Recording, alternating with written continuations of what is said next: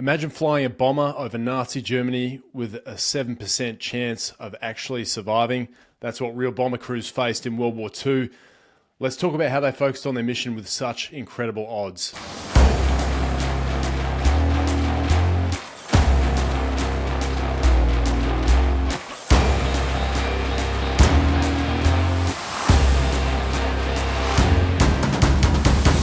So in World War II, the 8th Air Force did all the bombing runs over Germany. They were trying to dismantle German industry and the German war machine.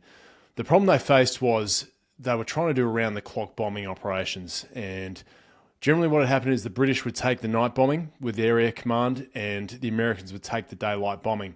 Now, this was having some success, but they ran into a real problem. In October 1943, they did a bombing raid over Schweinfurt. Now, to give you an idea of just how important the American Air Force was to the war effort, this is all World War II. This is the first time the world's run massive air operations, trying to run bombing missions deep into Germany, trying to prepare the Allies for the ground.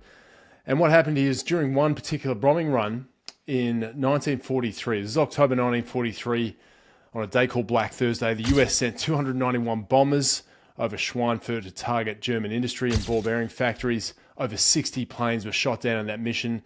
There were 60 B-17s that were shot down on that mission. Each one had a crew of 10 people.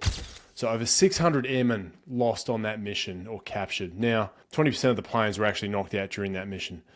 The average bomber crew had to fly 25 missions to get home.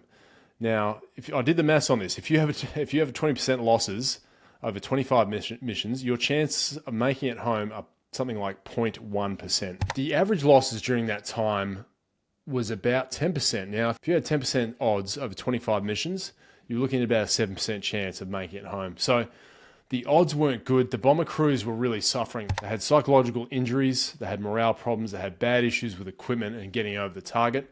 A lot of people were just getting technical problems in their aircraft and turning around during these bombing runs. All this is detailed in this pretty incredible book, which I have been reading. It's called Masters of the Air. And it's actually based on the same novel that became the Apple TV series called Masters of the Air, which is actually really fantastic. The book itself is an absolute ripper. It really goes through in detail what happened during the air war over Europe, and it's just incredible. The losses they took were absolutely staggering. So how did they stay focused during this time, and how important was mission to these folks as they went through it? Well, it turns out it was actually really important. So after the Schweinfurt raid, they pulled back, and they basically needed to change their tactics and their mission entirely. Where it gets a bit different, a general called Major James Doolittle took over command of the Air Force at about this point. A short guy, compact, used to be a boxer, quite aggressive, really good airman, really good tactician. He realized there'd been a real change to the mission status at this point. Up until this point, I'll tell you a quick story. He walked into one of the planning rooms and had a sign written over the planning room that said, "The mission of our fighters is to bring back our bombers alive." And on his first day in the job, he walked in, he said, "Tear that down, and we're going to put up a new sign." And the new sign is going to say, "Our goal is to absolutely destroy the Luftwaffe. I want the fighters to absolutely destroy the Luftwaffe." Now, why did he make this change? There were two reasons. One is the mission parameters had changed significantly. D-Day was coming. The Allies were going to invade Western Europe, and they needed to have control of the skies to do that. To get control of the skies, they had to be able to target German aircraft as they were on the ground or taking off, rather than waiting for them.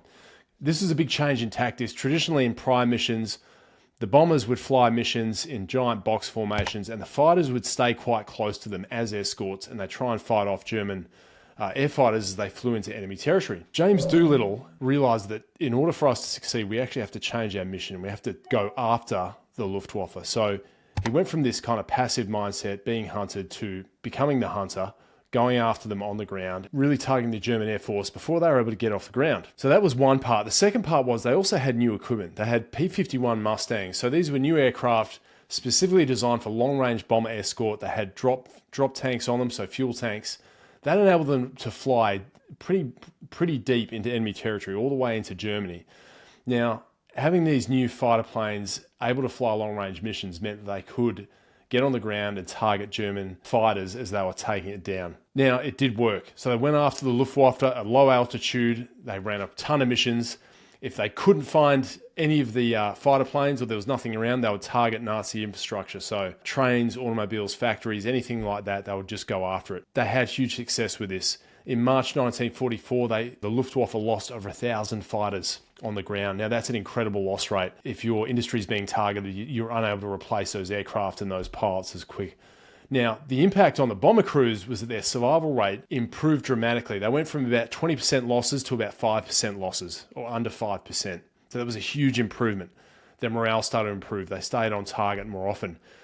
Using this whole change in tactics, going from something really passive to something more aggressive with new equipment, with a totally new mission, James Doolittle was able to gain air superiority for the Allies before D-Day launched in the middle of 1944 by June.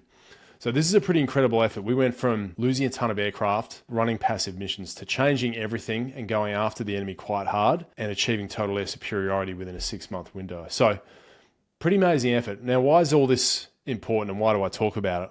The reason is because this goes to the heart of something I always talk about to corporates, because I've experienced this done well and I've seen it done not well. And it really is the crux of everything, every endeavor we do as humans that's worth pursuing. If you get this right, everything else that follows is easy. And that is mission focus and being mission ready. So if you have a really clear sense of what your mission is and you're able to adapt it as the mission changes, all your tasks and all your strategy that follow that will actually be useful and they'll be dedicated towards that mission. This is where James Doolittle showed really good insight. He understood that the game had changed. They had another really clear mission and they decided to go after the Luftwaffe on the ground. I was going to give anyone kind of a few things to learn from this. One is redefine the problem, make sure you got mission clarity. Redefine the problem, know exactly what it is you're trying to solve. That is, they didn't care about trying to get the bomber crews surviving necessarily. They wanted to actually target the Luftwaffe. It's quite a big change in mission.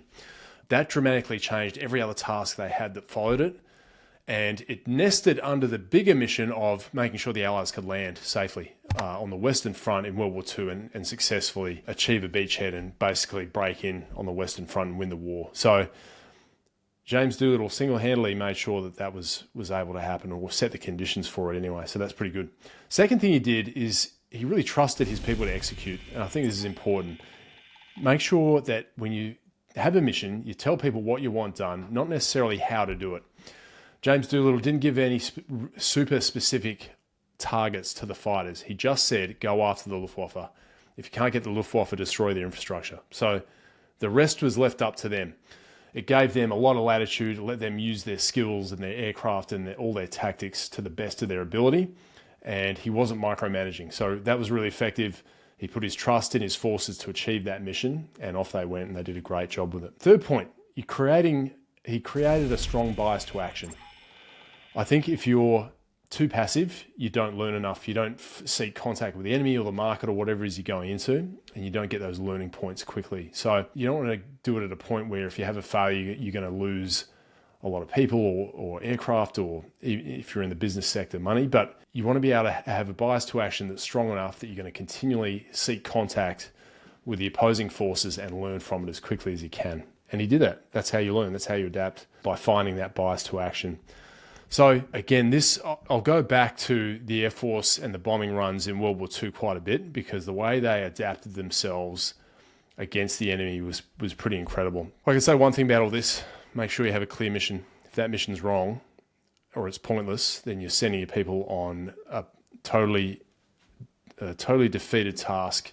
And there's nothing worse than doing something really efficiently, which shouldn't be done at all, which someone else made that quote. Not sure who, but I'll claim it for now. The other point I made, which is making sure you trust your people. So don't micromanage, just tell them what you want done, let them go do it. Thirdly, create that bias to action. So get people involved, get them targeting whatever it is you're targeting, get those learning loops going, debrief your lessons, and keep going from there. And that's it. So if you want to read about this, definitely get this book. It's called Master of the Air. I've read about 2/3 of it, but it's an absolute ripper. It's some of it's pretty terrifying. The battles they faced were incredible, and they lost a lot of people, but were able to turn the tide of the war. So yeah, something different for you. Hope you enjoy it. See you next time.